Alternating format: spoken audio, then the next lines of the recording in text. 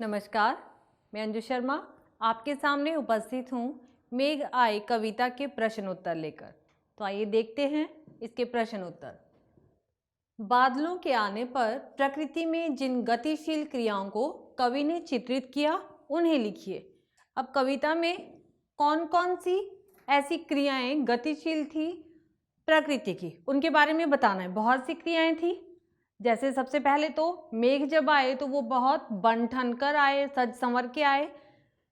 आगे आगे उनके आने से पहले आगे आगे हवा चली, आंधी और तूफान चला, ताकि पता चले कि मेघ आ रहे हैं, बादल आ रहे हैं।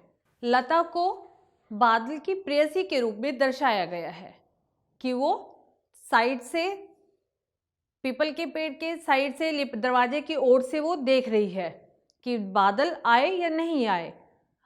और जो नदी है वो अपना प्रवाह रोककर, ठिठक कर, अपने घूंघट को सरकाकर वो भी तिरछी नजरों से बादलों को देखने लगी। सभी लोग, वहां के गांव में जितने भी लोग थे, सभी लोग जो ग्रामीण, वो सभी गर्दन उचकाए ऐसे ऊपर उठ के देखते हैं कि कौन आया है गांव में। बादल जब वहां पर आए तो सभी लोग बहुत हर्षोल्लास के साथ उनका स्वागत कर रहे हैं। बादल को एक मेहमान के रूप में देखा जा रहा है। गांव में बहुत उल्लास का वातावरण है।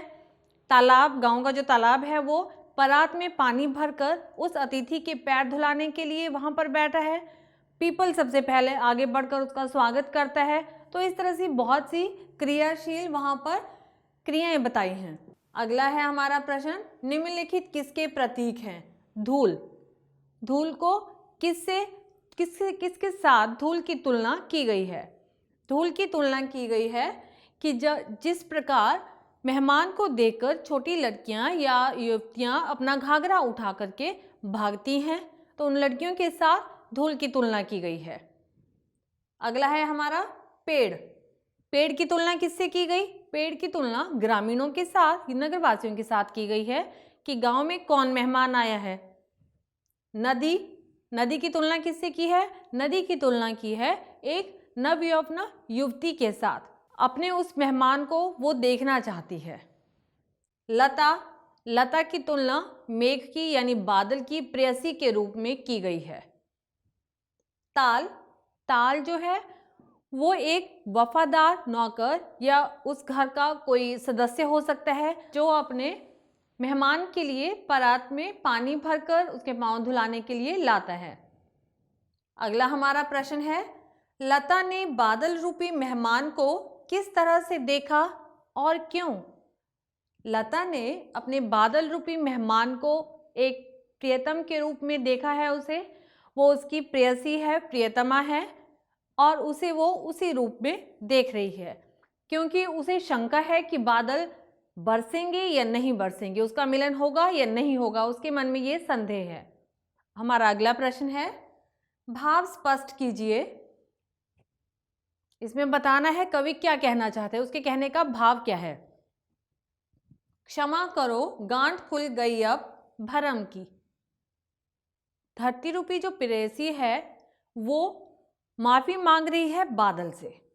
उसे ये संदेह था कि ना जाने बादल बरसेंगे या नहीं बरसेंगे, वो मिलने आएंगे या नहीं आएंगे। लेकिन जब बादल आने के बाद जब बारिश हुई, धरती का और बादलों का आपस में मिलन हुआ, तो उसकी जो थी वो संदेह की गांठ, उसका जो मन का शक था वो दूर हो गया। बांकी चितवन उठा नदी ठिठकी घूंघट सर के। इसमें कवि ने बताना चाहा कि नदी रूपी युवती थोड़ी देर के लिए उसने अपना प्रवाह रोक लिया और वो तिरछे नैनों से, तिरछी निगाहें करके अपनी बादल रूपी मेहमान को देखने लगी कि मेहमान कौन आया है, वो उसे देखना चाहती थी। इसीलिए ये बात कही गई है। और देखते हुए उस कभी कभी उसका घूंघट जो है वो सरक जा रहा है। हमारा अगला प्रश्न है, मेघ रूपी मेहमान के आने से वातावरण में क्या परिवर्तन हुए? अब जब बादल आए गांव में तो प्रकृति में, वातावरण में क्या परिवर्तन हुआ? पीपल ने आगे बढ़कर उसका स्वागत किया और जो गांव के जो लोग थे, पेड़ रूपी जो लोग थे, वो उसे कंधे उचकाकर देखने लगे। ऊपर उठकर उसे देखने लगे कि कौन मेहमान आया है, क्योंकि जब जब हवा चलती है तो शाखाएं क्या होती हैं, हिलती हैं इधर उधर को। तो उन शाखाओं के हिलने को उसने उचकाए कहा, कि कंधे उचकाकर वो देख रहे हैं कि कौन मेहमान आया है। अपने घरों की खिड़कियां दरवाजे उन्होंने खोल लिए, जिस प्रकार मेहमान के आने को देखते हैं कि किसके घर में कौन मेहमान आ गया। तो उसी तरह से मेघ को, उन बादलों को अपने घरों से बाहर निकलकर वो आसमान की तरफ देख रहे हैं। हवा बह रही है, आंधी तूफान चल रहा है। आंधी एक युवती के रूप में अपने घाघरा उठाए भाग रही, क्योंकि बादल आने से पहले आंधी चलती है तो क्या होता है, धूल उड़ती है। अगला प्रश्न है हमारा, मेघों के लिए बन ठन के संवर के आने की बात क्यों कही है? क्योंकि मेघों की तुलना एक मेहमान से की गई है, और ग्रामीण में मेहमान या पाहुन दामाद को भी कहा जाता है।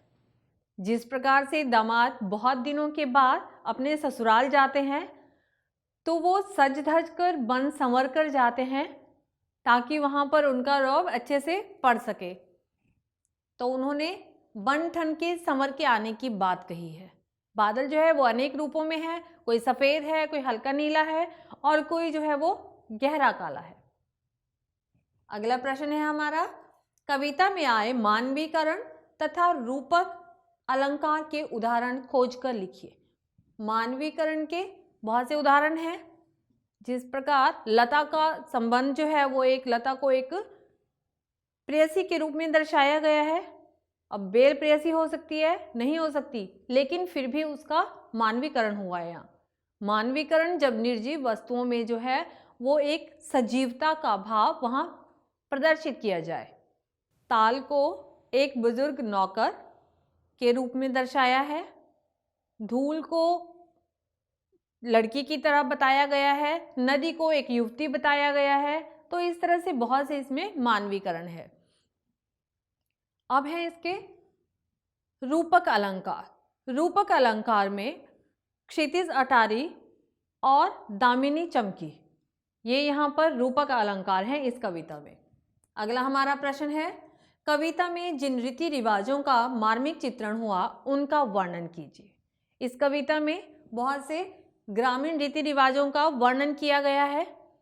जैसे सबसे पहले तो जो पीपल का पेड़ है वो बुजुर्ग के रूप में मेघों का स्वागत करता है। घर आके ताल रूपी जो तालाब है, घर का जो वफादार है, वो उस मेहमान के पांव धुलाने के लिए परात में जल भर कर लाता है। ये कुछ ऐसे चित्रण हैं जिनका वर्णन इस कविता में किया गया है।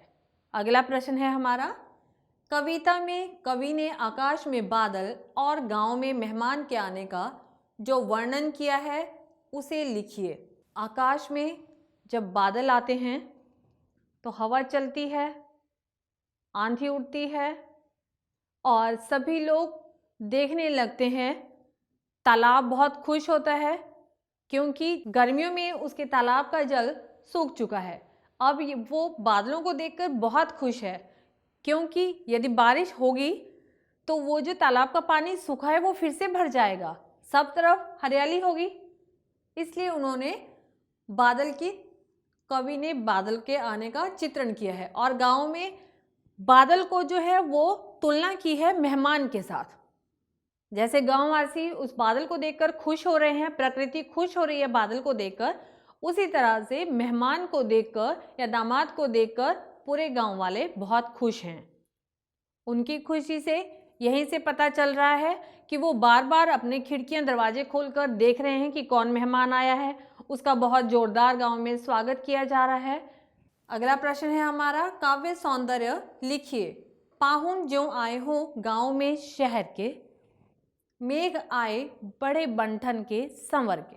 मानवीकरण अलंकार है, यहाँ पर उत्प्रेक्षा अलंकार है और बताया गया है कि जिस प्रकार ऐसा लग रहा है जैसे शहर से कोई मेहमान गांव में आया है, बहुत सज धज कर, बहुत बन ठन कर। उसकी तुलना दामाद से भी की गई है क्योंकि दामाद भी जब बहुत समय के बाद अपने ससुराल जाते हैं तो बहुत सज धज कर अच्छे से तैयार होके जाते हैं। इसी के साथ इस कविता के प्रश्न उत्तर समाप्त होते हैं। मिलेंगे एक और नई कविता के साथ, तब तक के लिए नमस्कार।